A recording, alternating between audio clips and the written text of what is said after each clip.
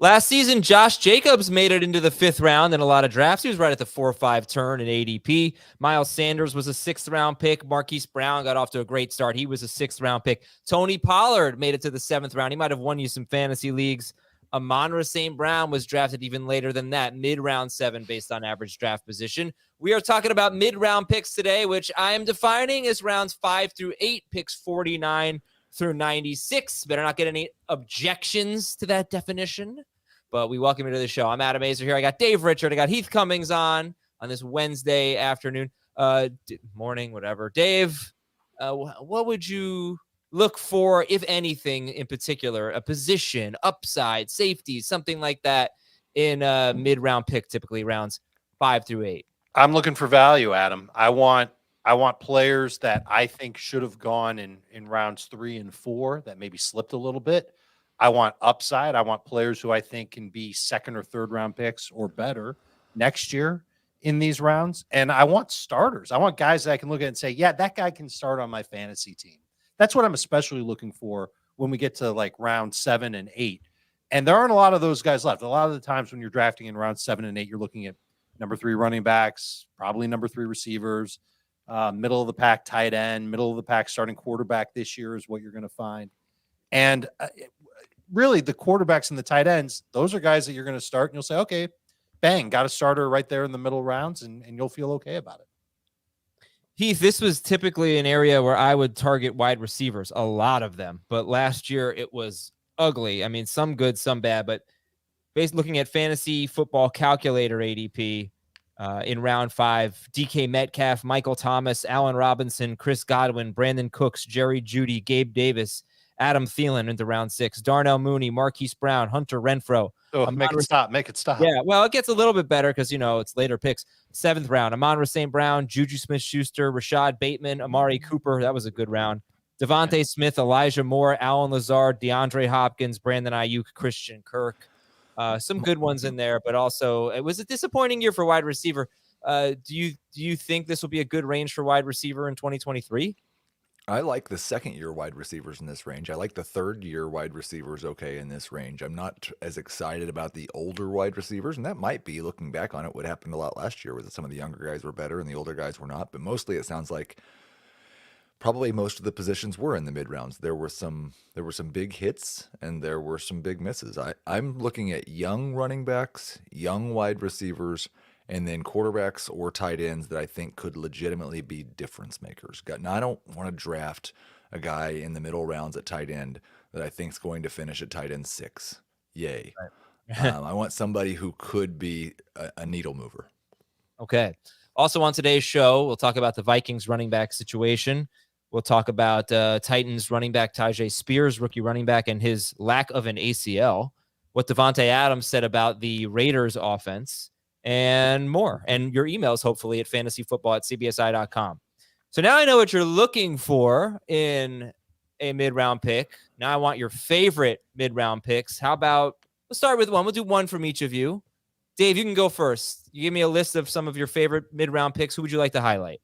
I would like to highlight the same guy that I first spoke of on the last podcast we did, Heath, and that would be J.K. Dobbins in Baltimore. We're excited about all the moves that the Ravens made this offseason and what it means to the long-term impact for Lamar Jackson.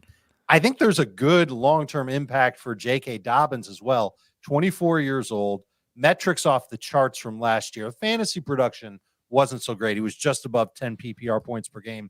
In his last 4, it was a little bit better than that. It was like 11 and a half, somewhere close to that. But if defenses have to start respecting the pass a little bit more in Baltimore, and the Ravens did nothing to really improve their running back room this offseason, I think there's room for Dobbins to have the type of year that we were hoping that he would have. This is one of those players that I was talking about earlier, where we're drafting them in round 4 and 5, but next year they might be a 2nd or 3rd round pick. How many catches for Dobbins if he plays 17 games? I'm going to set the over-under at 27. Okay. Heath, over-under. 27 catches for Dobbins. Yeah, I was just going to, the one sheet I didn't have pulled up was my running back projections because I was getting ready to talk about a wide receiver as my favorite. But that seems just a little bit low because I do think they're going to throw the ball quite a bit more than they have in the past. And I think Dobbins has been close to that pace maybe last year. So I will say Dobbins is, nope, I've got him lower, 21. He had 7 catches in 8 games Hey. last year.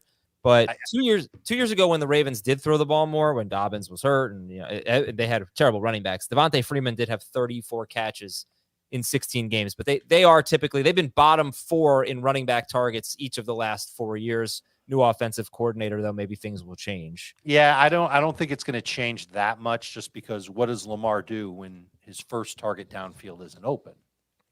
Yeah. Well, it would be if they have more designed pass plays to the running backs. Right. But right. So like, I think Dobbins can set a career high there, but his career high is only 18 catches in a season. So 27 might be too high. No, I feel like a moron. Dobbins is a round 5 pick, RB 17. Actually, now it says he's RB 19, but falling fast. I'm looking at okay, I think things have changed actually in the link that we were looking at, the PPR consensus rankings for Fantasy Pros, but he's going right in the same range as Miles Sanders, who's someone Heath had on his list. I know, Heath, you're going with Sanders over Dobbins. Easy, right? Yeah, but I'm a lot higher than on Miles Sanders. I think where Dobbins is going is I've got him at 57th overall, so I'm probably very close to where he is. I'm about 2 rounds higher than that on Sanders. All right, Dave, how about you, Miles Sanders or J.K. Dobbins? Currently have Dobbins over Sanders, but I get why you'd go with Sanders over him, simply for the reception upside. The fact that if the 27 is the number for Sanders, I think that's an easy over. He's been over that in 2 years of his career and really close to it in a third season. Yeah. I've got Sanders at 36. Sure. Like 37 would probably be the good number for Sanders.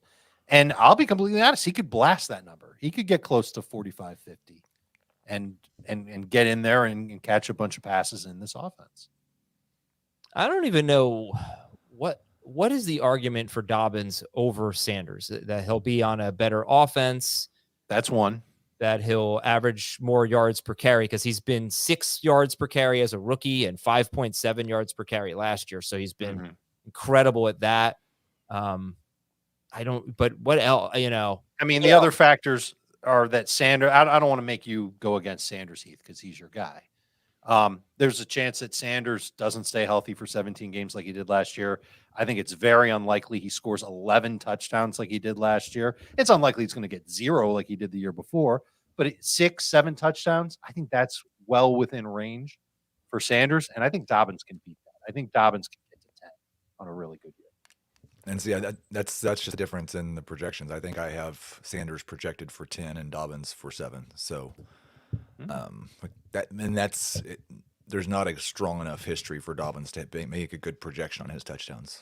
Is there what's the history on Sanders? Because before last year, he had 9 career rushing touchdowns.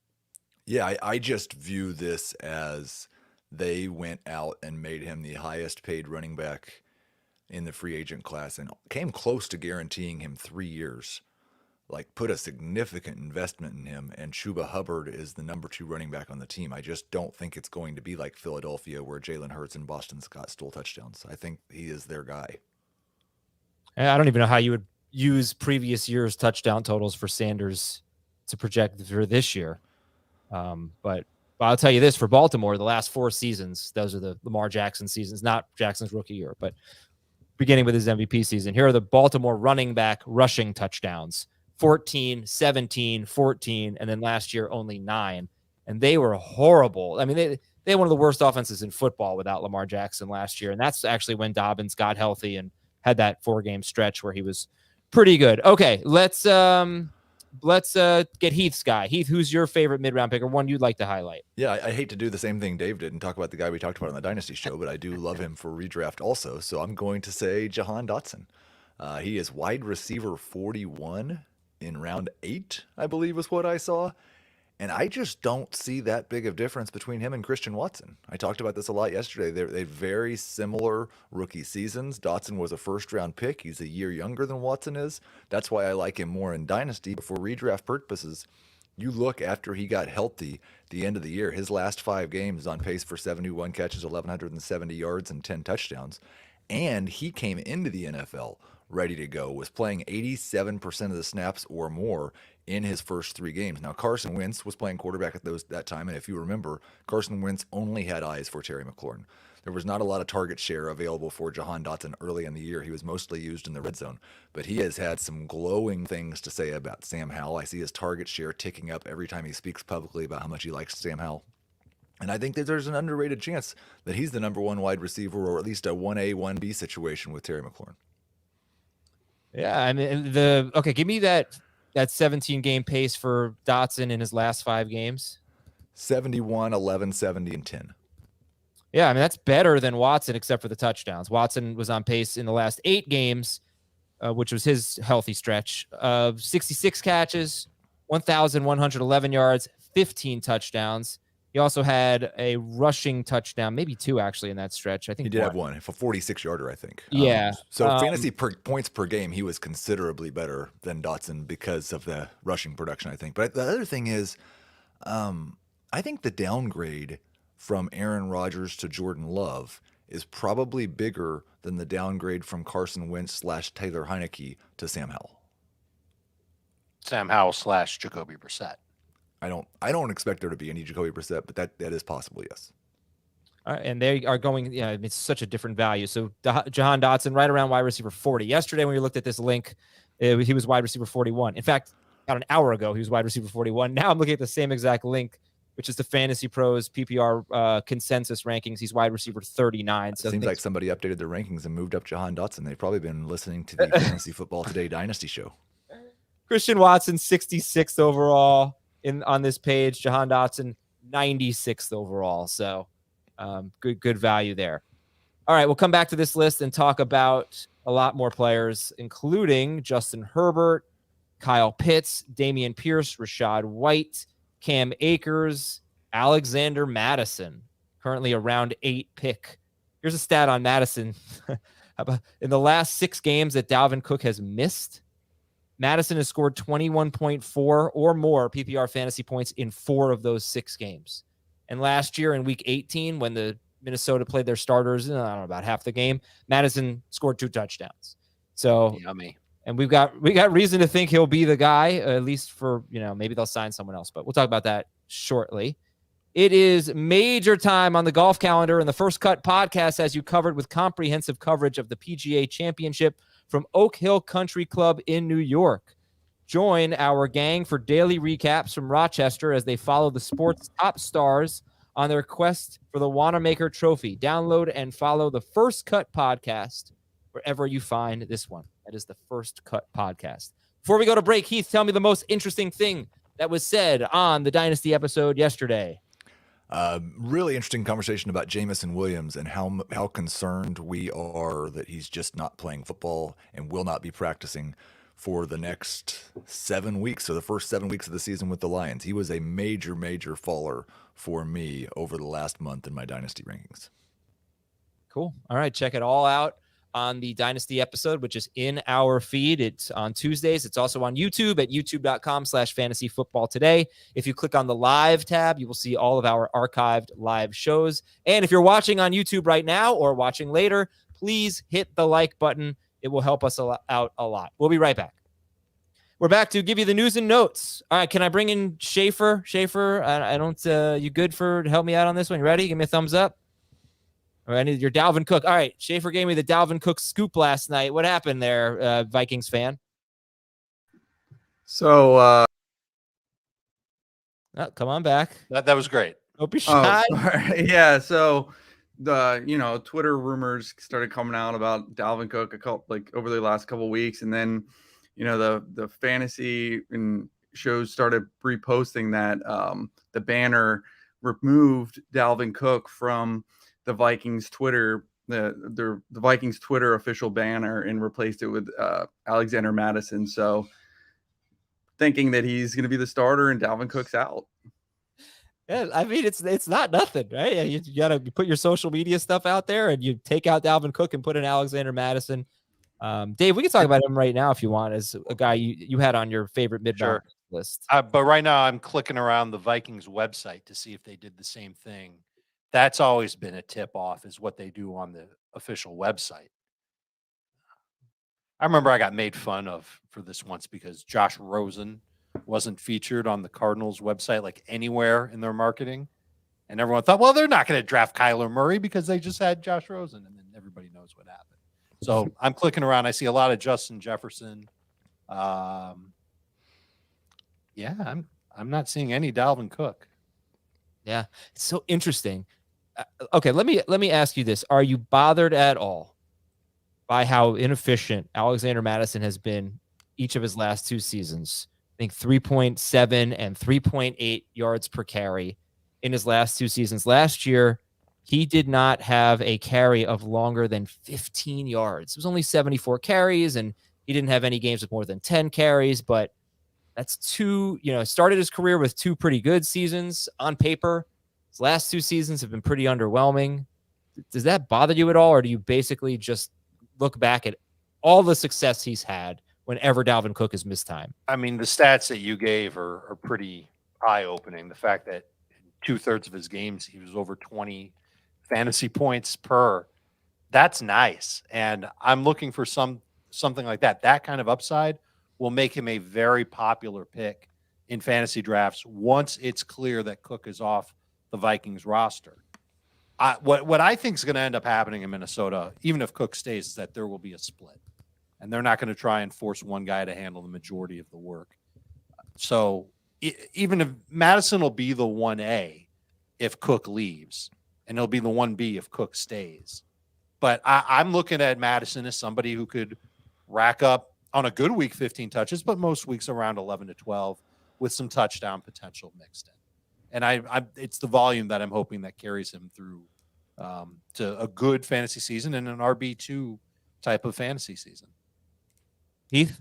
Yeah, low end RB2. I mean, I'm going to talk about Rachaad White and Dameon Pierce here in just a minute. I think if we got an announcement this morning that Dalvin Cook was cut, I would still have Madison behind those two guys. But why? He has been, he steps into this opportunity. Who's he going to split with? A 7th round rookie running back? When was the last time Minnesota? I know it's a new coaching staff, but even last year, Minnesota hasn't had a split in a long time, and they didn't have one last season with the new coaching staff. But I'm not saying I disagree, but I think I'm not sure that Dameon Pierce and Rachaad White are going to have a split.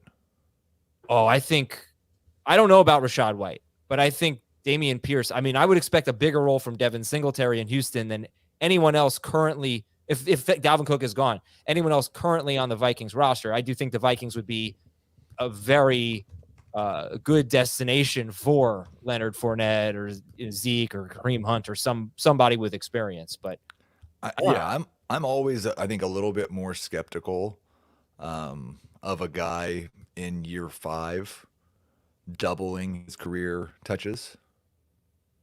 But you know what? You know why I asked this? Because I feel like in the past, as recently as last year, I probably said to you when we talked about handcuff running backs, probably said to you, if Dalvin Cook were out for the season, where would Alexander Mattison be? And we've considered him a top 12 running back in that scenario. So I'm just wondering what has changed in the last year that makes him a low-end RB2 if Dalvin Cook is off the team.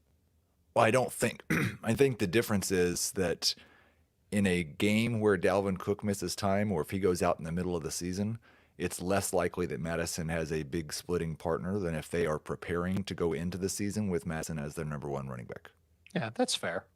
Yeah, but who is he going to split with on the current roster? Well, there's going to be 7 running backs who have rushed for 10,000 yards on the waiver wire. That's what okay. That was my next question, right? We have to rank them now, and maybe you're going to expect the Vikings to get one of those guys. But if they don't, if they go into the season and it's McBride as the number 2 running back in theory, or Ty Chandler.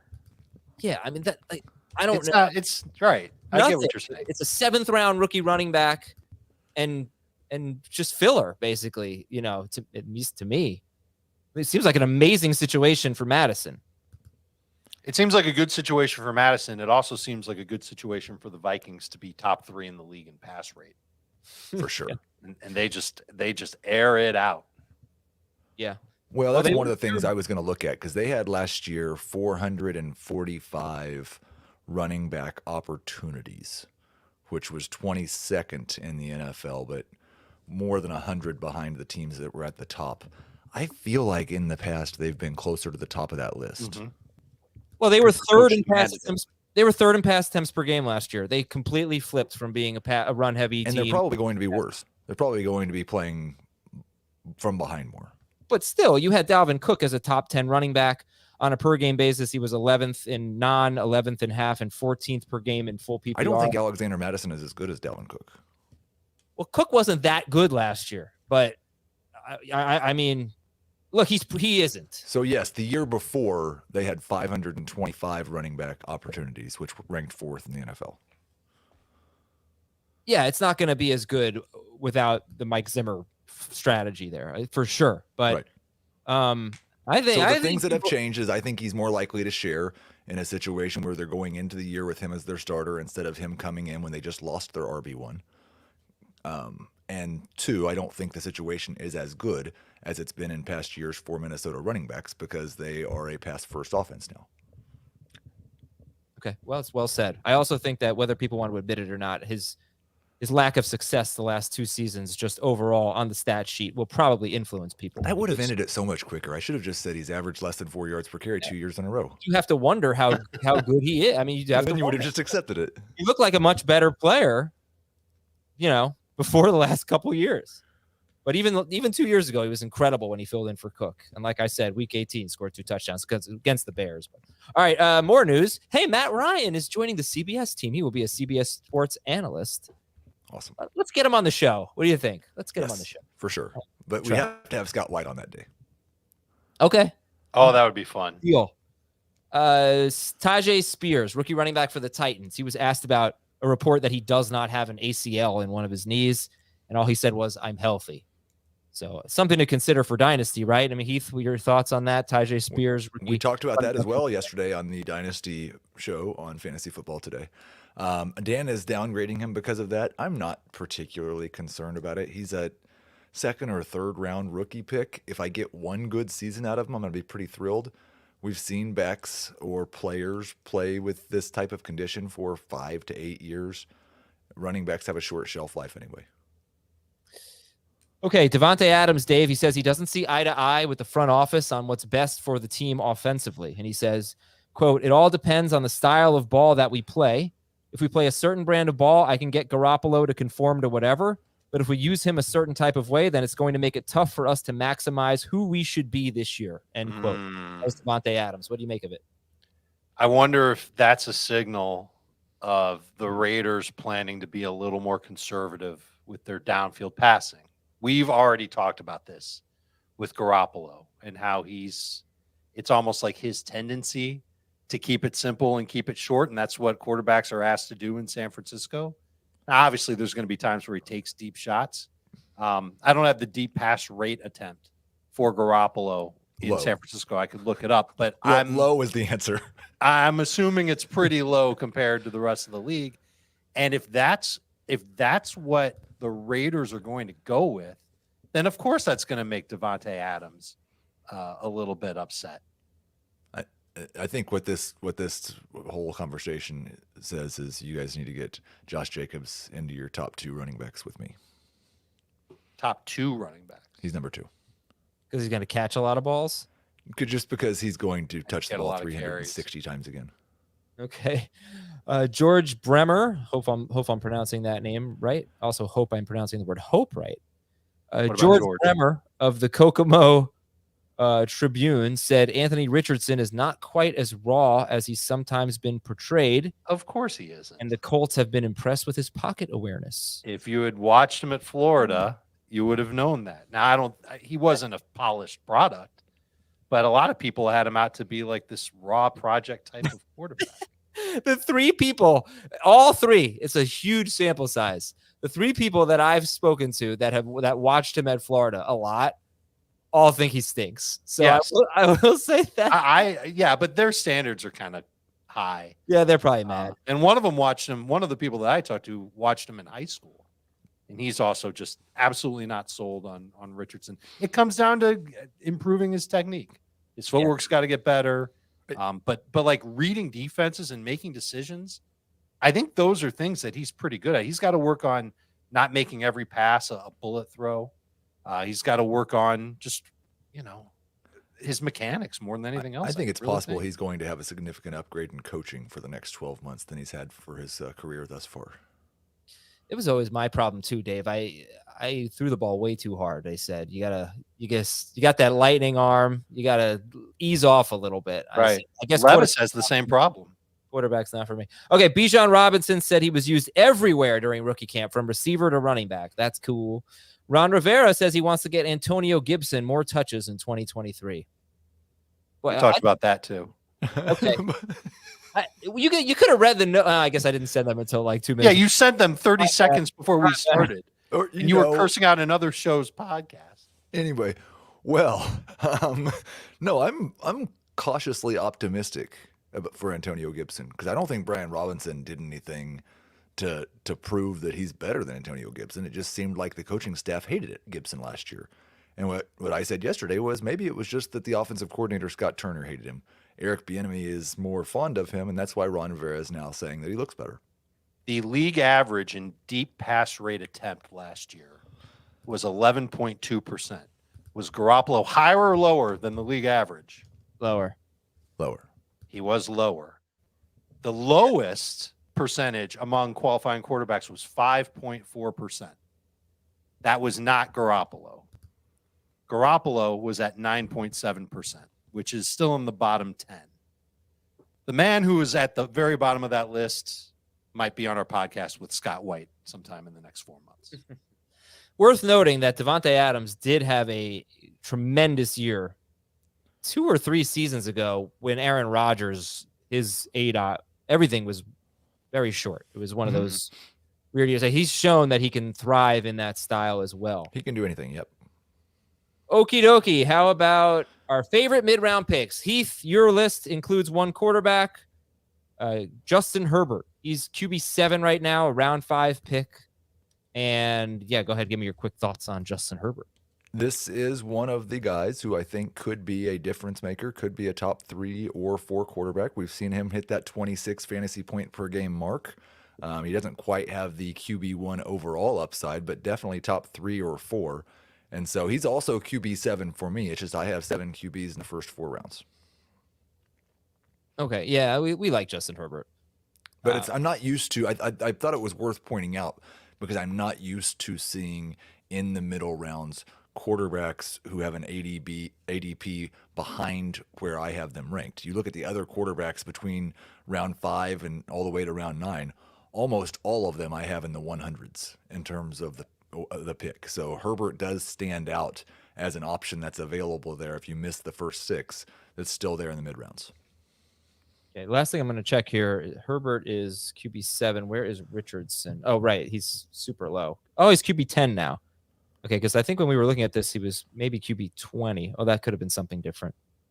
This is ADP. Oh, this is ADP. The consensus rankings, it was QB20, but now this is ADP. So that's what I've been using. I've been using ADP, not consensus rankings. I said that earlier. I don't know why these changed as much as they did in the last hour, but anyway, sounds Herbert, like maybe it's possible that you changed the what you were using. No, I'm using the same link from the email. I clicked on it. I went back to the email. I clicked on it. It's the same. It hasn't changed that much. Just minor changes, I guess. Okay, that's Herbert. I think we can skip Miles Sanders. Heath really likes him. He's a round 5 pick right now. He's RB 18, and he's going just before J.K. Dobbins, and we had that debate, or just after J.K. Dobbins, basically the same exact spot. We had that debate a little bit earlier. Heath, you have Dameon Pierce and Rachaad White, a couple of second-year running backs. Pierce is a round 6 pick right now. Devin Singletary, not a factor. He's a very late round pick. And Rachaad White, not a factor in ADP, I mean. Rachaad White is a round 7 pick at RB 26. So, yeah, go ahead. Pierce and Rachaad White. Who do you like better? I have Pierce, I think, 1 spot ahead, but I have both of them significantly ahead of where they're being ranked. And I just think they're both probably going to be pretty close to workhorse backs. I don't imagine Devin Singletary has an impact. I know that Dameon Pierce kind of hit the rookie wall last year, but now he can build on the amount of touches that he had. And I do expect this Houston offense is going to be improved. And I think they're going to be run heavy. So I think there's an opportunity to see 17, 18 carries a game and then a couple of catches for Dameon Pierce. Dave, do you think they will both be workhorses, Dameon Pierce and Rachaad White? Define workhorse. Is it like the new definition of workhorse, or is it the old definition of workhorse? It's not necessarily 300 carries, but 80% of the team's is carries? 18 touches a game? Can we say 18 touches? Yeah. Yeah. Maybe there's a better chance for White to get there than Pierce. But I personally, I like Pierce's talent better. I don't know if his situation is necessarily better. These are guys that kind of fallen into like a quality RB2 range. I do have Pierce ranked higher than Rachaad White. But it's based mostly on, I think they're going to be White more so than Pierce, but both in a position to be the lead running back for their teams. White might have an edge on catching the football. We already know about C.J. Stroud and how little he threw to his running backs at Ohio State. Don't know how much that'll be integrated into what the Texans are doing. And we have to say this. It's a 49ers, playbook coming to Houston. And 49ers have always used multiple running backs. It's just kind of the thing they do until they've got one that they can just completely rely on, like the Jets did with Breece Hall for a few games last year, like the 49ers did most of the time with Christian McCaffrey once they acquired him. Is Pierce ready to be, on that level of Hall and McCaffrey? I don't think so. And so that's probably why there's a better shot at more touches for White from game to game. I don't know how much the 49ers specifically using multiple backs has been using multiple backs at the same for an extended period. They just never have had a back who can play 17 games. Like it was Mostert was getting 15 to 20 touches and got hurt, and then Wilson was, and then Elijah Mitchell was, and then Christian McCaffrey was. But I'm not as certain they're committed to the committee. And even if there is, there were multiple backs that were used in Houston last year as well. Not really. And that worked against Pierce really in the early going. No, it didn't. That would have to. Yes, it did. Pierce barely played. Week 1 was the only game. That was Rex Burkhead and Pierce were splitting. From weeks 2 through 14, that's when Pierce hurt himself at week 14. Dameon Pierce had 209 carries, and the other Houston running backs had 20 carries. Okay. So I was looking at snap share. Okay, yeah. He had the other Houston running backs had 39 catches, and he had 29 catches in that stretch. But in terms of carries, I don't know if there was a running back who had a higher share than him. I mean, he was right up there at the top. Probably there was some one or two, but he had a stretch from week 5 through week 11 where he played 72% of the snaps in all but one game. But he was the first 3 weeks 29, 62, 59. The last 3 weeks 56, 72, 55. So he was a full-time player for a stretch in the middle of the season, but he shared plenty early and late. The 55, I believe, was when he got hurt. Right. We had 22 carries in that game, so maybe. Yeah, I don't know. All right. Anyway, he. I just like Devin Singletary. I mean, I don't like him more than Pierce, but I like him more than most backup running backs. He's a good player. We'll see how it works out. Does avoided tackle rate mean anything to you guys? Yeah. That's a stat that helps you get more yards if you can avoid tackles as a running back. Yeah, he's good at that. Pierce was good. He was number 1 among running backs with at least 175 carries last year. 28.2% avoided tackle rate. Devin Singletary was 18th at 18.6. Rachaad White, pretty much dead last, second to last at 10.9%. The only guy that was worse was on his own team, Leonard Fournette, at 7.9%. Wow, that's low. That tell you something about the offensive line, though? I don't know if that's necessarily about the offensive line because this is avoided tackle rate. Yeah. Usually yards before contact per rush will tell me something about the offensive line. And that worked out well for Singletary and terribly for Pierce. And so if that Houston offensive line gets better like everybody's saying it will, Right. then that's an area of improvement for Pierce, where now he's going to get a yard and a quarter per rush without getting touched. And he was outstanding after contact last year. He was top 10 in that stat. And that's my big question. Like, I know the reason, Adam, that you say that Devin Singletary is a good running back is because he averages 4.5 yards per carry every year. I just don't know how much of that is playing on the Buffalo Bills with Josh Allen. I mean, look, when you're comparing 4.6 yards per carry next to Josh Allen to 4.3 yards per carry on the Houston Texans last year, I think Dameon Pierce is probably a lot better. And Singletary's been flat out bad in the passing game. Well, yeah, I mean, it's not like Pierce was so good in the No, panel. Pierce was bad in the passing game last year as a rookie, but that's kind of normal. Well, okay. Singletary, I just think, has been an underrated player. Since entering the NFL in 2019, there have been 55 running backs with 300 or more carries. He's 13th in rushing yards. He's 15th in carries. He's 13th in rushing yards. He's 10th in yards per carry. He's 13th in yards before contact per carry. 19th in yards after contact per carry. There's a lot of how many? Out of 55.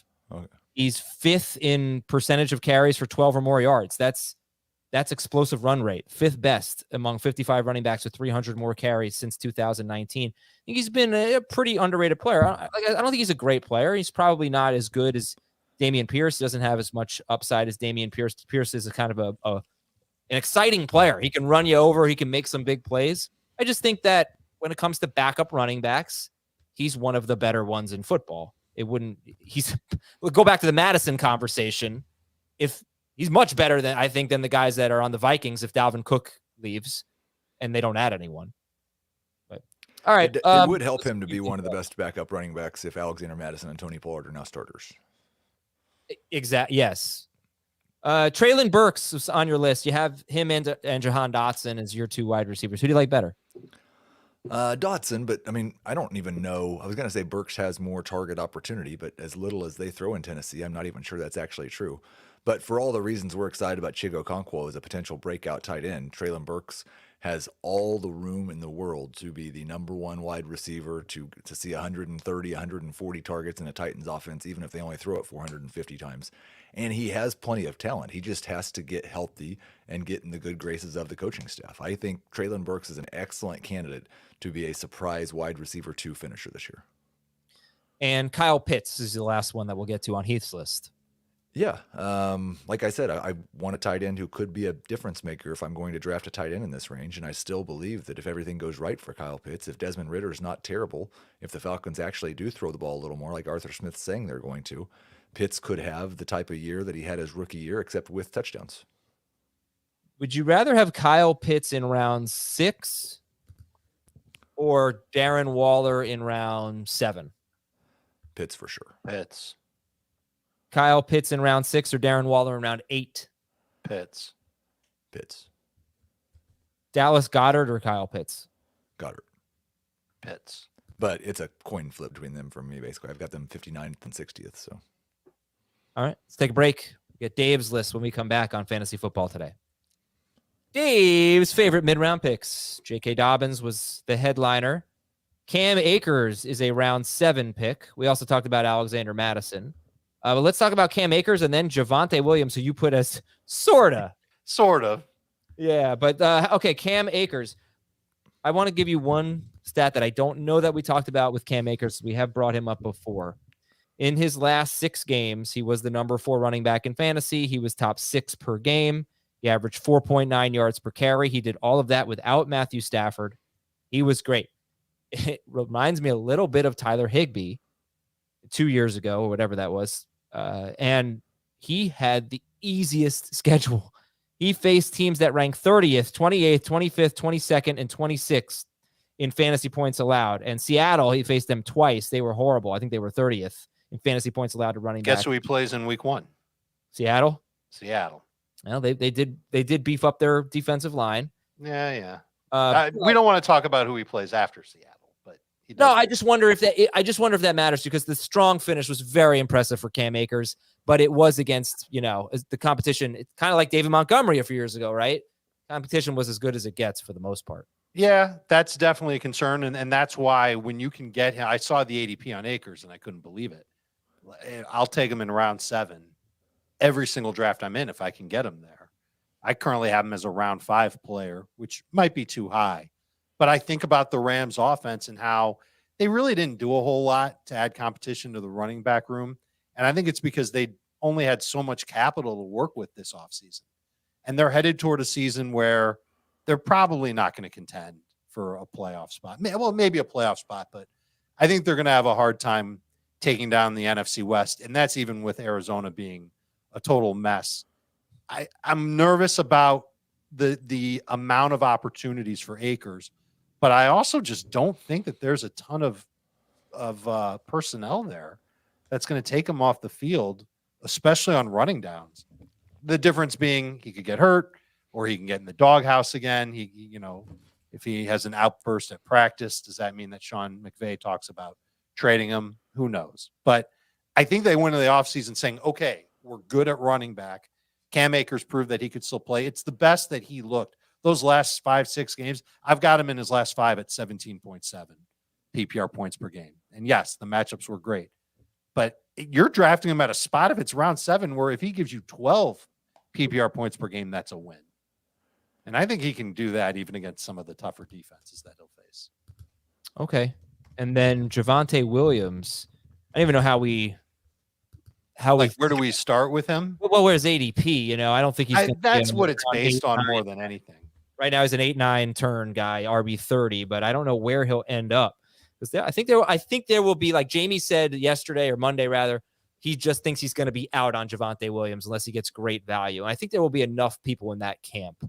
So, what are your thoughts on Javonte Williams right now? Yeah, at this value, that's all about. This is part of the secret of winning fantasy leagues is taking advantage of, public perception. This is a running back who we loved coming out of North Carolina. I still expect him to share in Denver, but you're getting him at a cheaper price point than, 30 other running backs, and he can finish as a top 30 back if he gets back on the field and you give him a couple weeks to round into shape.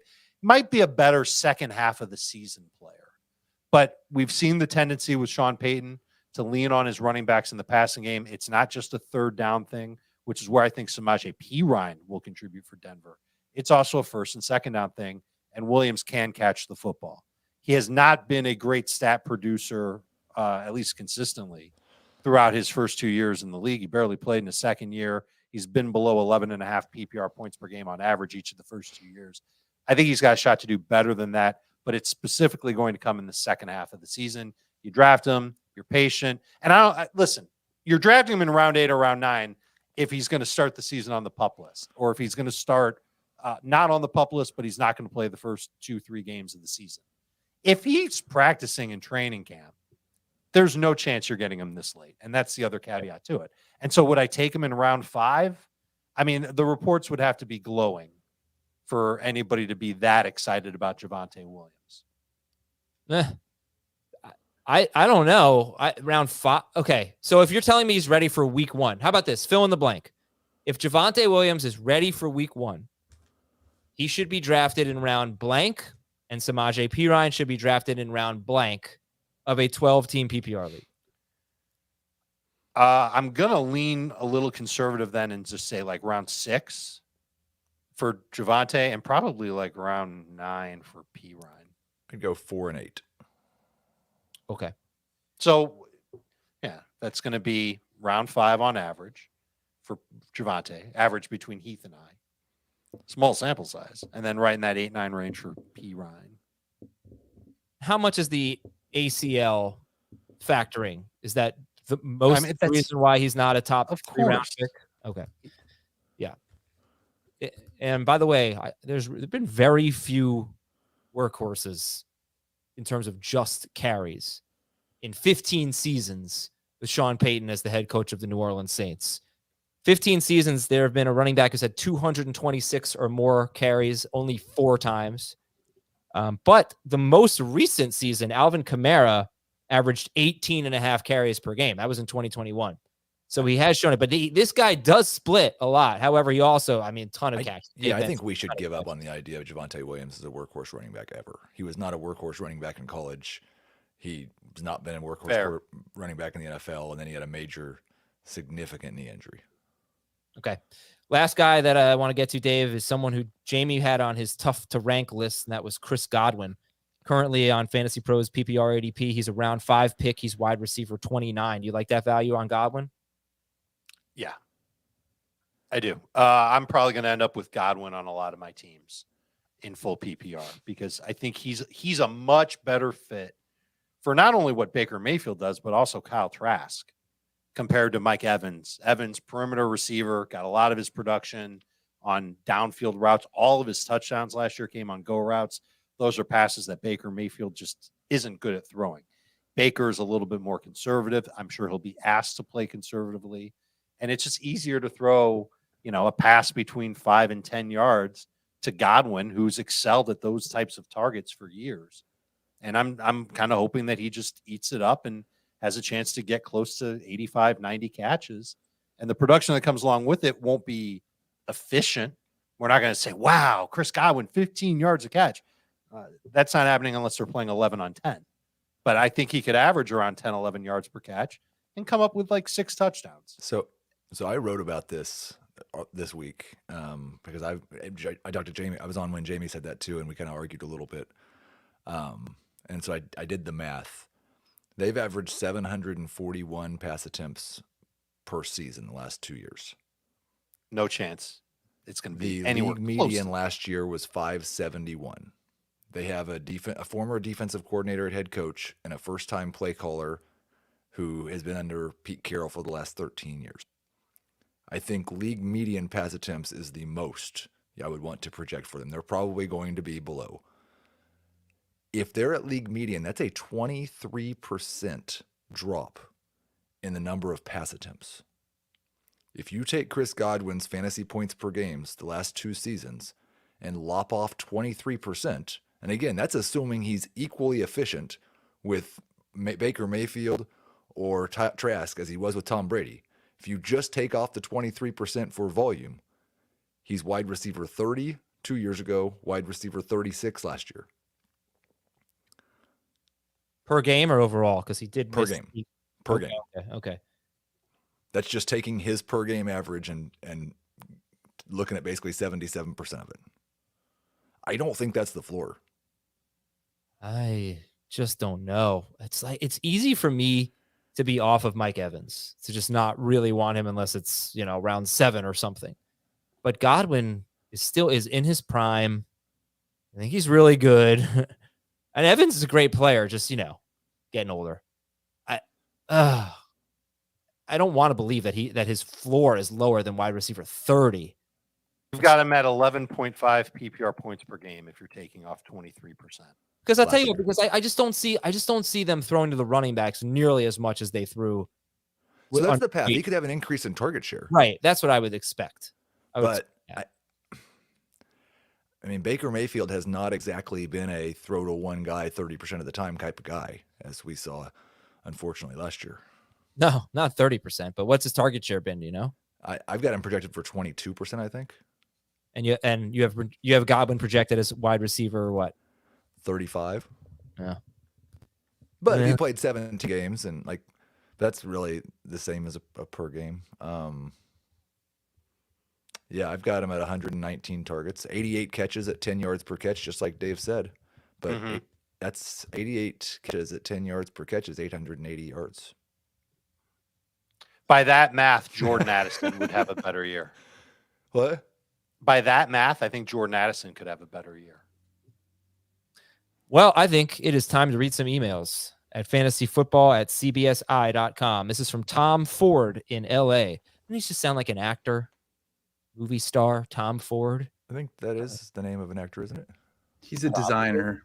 Is he? Yeah. Like this guy who's emailing, or there's someone named... he's probably faking that he's Tom Ford, but yeah, that's who Tom Ford is. Thomas Schaefer on Don't you live in New York? Don't you live in New York, Adam? I'm supposed to know who Tom Ford is? You haven't been to the fashion show recently? Oh, he is a section on Neiman Marcus.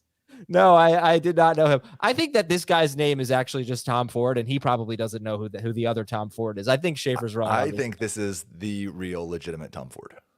That could be. Okay. This is the great-great-grandson of Henry Ford. Right now, without signings or player movement, who do you expect to have a more fantasy relevant season? Zeke, Mixon, Fournette, or Dalvin Cook? Mixon.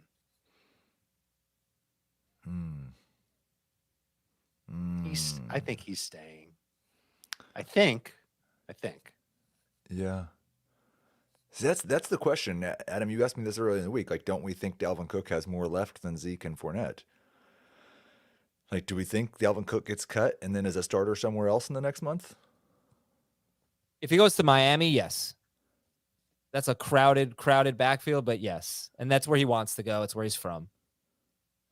I think so. I think Dalvin Cook's still a starting running back, but also I think you said it on Monday. It wouldn't shock me if Dalvin Cook is no longer a starting running back. We just don't know it yet, and then we find it out this year. He just has that which kind of at times look like what might be happening to Mixon last year. I mean, it's you got to remember they were choosing to play Samaje Perine more against the Chiefs in the playoffs. Oh, I think you could argue that given the amount of light boxes that Joe Mixon faced, he had one of the worst seasons of any starting running back. I mean, it's fair. He underachieved so significantly. God, that one game against Carolina just carried him. This is from Dan. Should I trade away Tony Pollard for a 2024 first-round pick in Dynasty? I'd aim for more. I was going to look at the trade chart. I mean, I think the answer in a vacuum, if you're not contending this year, is you'd much rather have the draft pick than Tony Pollard. But how many of those rookie picks, because I responded to him, I thought only 3, unless it's Superflex. But if it's not Superflex, I would take Bijan, Gibbs, it's and 2024. Jackson. Right, but this is next year. I'm sorry. And but next year's even draft so, class is going to be so much better. Where have we heard that before? Oh, man. Look, have you heard any huge buzz for any college prospects outside of Caleb Williams and Drake May? Marvin Harrison. Yeah. And Marvin, that's fair. Yeah. Okay. But and last year, there will be an RB1 of the class. But will it be Bijan? No. Like, I know Ohio State's State's guy could be that guy. Like, I don't have the same sense. We could end up being dead wrong on this, and next year's draft class is huge. But I don't have the same type of sense or the same type of excitement for next year's class as I did at this time last year. Oh, Brock Bowers. Yeah. Oh, yeah. I like him too. Yeah. That's a good call. And I'm looking at a mock draft on our site for 2024. We've got 2 Ohio State wide receivers in the top 10. Yeah. That second Ohio State receiver. I can't remember his last name. Emeka Ibuka. I'm probably there saying you go. I do have a random 2024 first worth slightly more than Tony Pollard. Now, if you're contending this year, I wouldn't do it. But if you're rebuilding, 100%. I have Pollard in our dynasty league, and I would not trade him for a 2024 But you are contending this year. I am. That's fair. It's fair, but I would not do it. Okay. I am looking at this mock draft and scrolling down, and the Giants, 14th overall in a 2024, 15th overall, 2024 mock draft, the Giants are selecting a quarterback. Yep.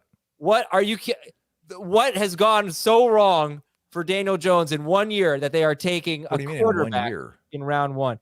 Well, they just signed him to a that doesn't make sense. 3-year deal worth $37 million per year. That was a mistake, and they may realize that within 1 year. That would be bad.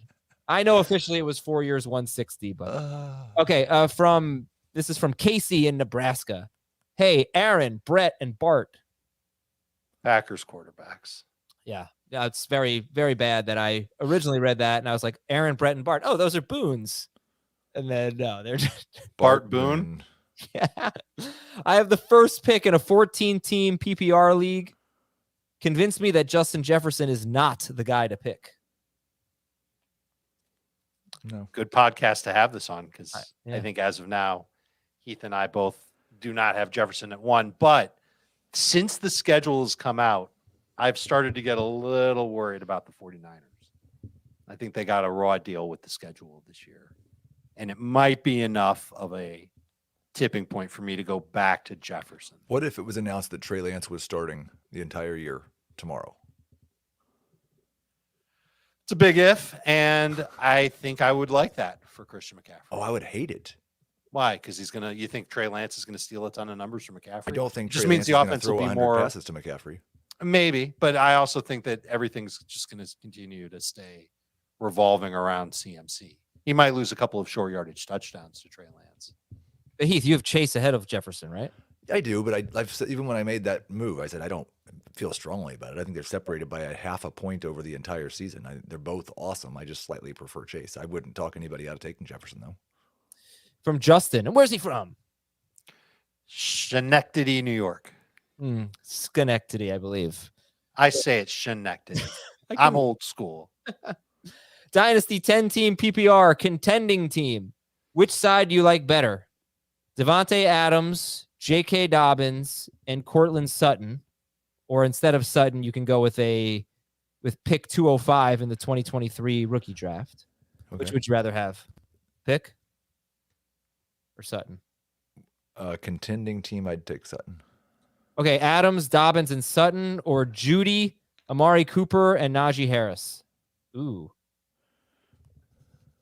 That's so basically you are getting either the side that has maybe the 2, 3, and 4 best players, but the other side is Devontae Adams. So it's Adams, Dobbins, and Sutton, or Judy, Cooper, and Najee Harris. 10 team, I'm taking the Adams side. Okay.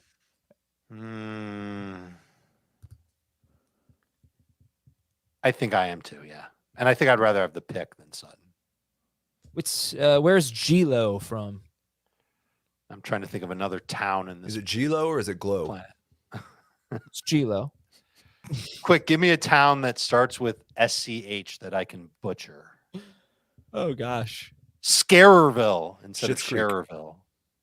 It's Creek. Yes, good. There you go. 16-team, non-PPR, $200 auction league, salary cap league, where top running backs go for $60 to $80. And we must have a minimum of 5 running backs on our roster out of 18 players. So re-sign, trade, or drop. Miles Saunders, as he writes, at $44. Resign. Let's hear the rest of the names before I make decisions. Ken Walker at $38. Trade if you can. Keep going.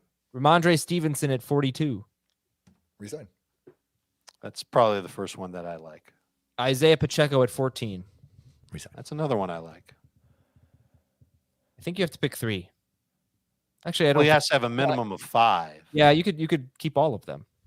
Yeah, but if you keep all of them, You're like 70% of your budget. do you really think Sanders goes for 44 again? Like, I think you can get him cheaper. Why would he go for less than he went for going into last year? Because it's what do you mean less than what he went for last He year? went for 44 last year. Yeah, he'll go for more, I guess. Seems like a lot though. The top running backs go for $60 to $80. Miles Sanders, I don't think should be a $44 player. He was overpaid last year, overbid last year. But it worked out. All of these guys seem overvalued except maybe Stevenson. I still like. Well, Ken Pacheco Walker. is a good value at 14. If he can outperform that pretty easily. I think you have to also have to remember, Adam, that our auction values are for $100 leagues. This is a $200 league. I understand that. I don't think Miles Sanders is a $22 player out of $100. Right, but it's I also think a it's 16-team league. No chance. Oh, well, 16 teams does change things a little bit. Yeah. Would you pay 44 for him, Heath? You're the biggest Miles Sanders guy we got. Yeah, I said resign him at the beginning. I think. Oh, I don't know if I.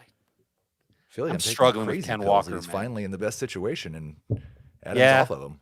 It's true. No, I'm not. I think he's more like a $15 out of 100 player.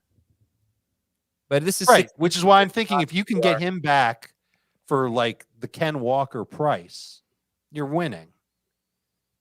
And I think Walker, I kind of want to keep him, but I think 38 might be too rich. You like Walker or Sanders better? Sanders by a lot. I think you got to like Sanders better than Walker now. Okay. But that's just for this year. And if he's keeping these running backs year after year, then there might be something to keeping Walker. I think it's for the next 2 years. But Does it say that? no, I'm saying that I would prefer Sanders over Walker for the next 2 years. I think I'd like to be a Charbonnet sayer. I think I I'm going to be pro Ken Walker. I'll be a Charbonnet sayer, but it's possible I'm only saying that because I like the clever name, Charbonnet sayer. And I don't know if I really feel that way, but we have time to figure that out. Anyway, thank you very much, everybody. Somebody asked if I can grow a mustache. No, I can't. So now we know that. And we will talk to you tomorrow with our favorite late round picks. Also, we have Beyond the Box Score tomorrow, a separate episode that will publish on Friday, but you can watch it on YouTube on Thursday. Have a great day, everybody.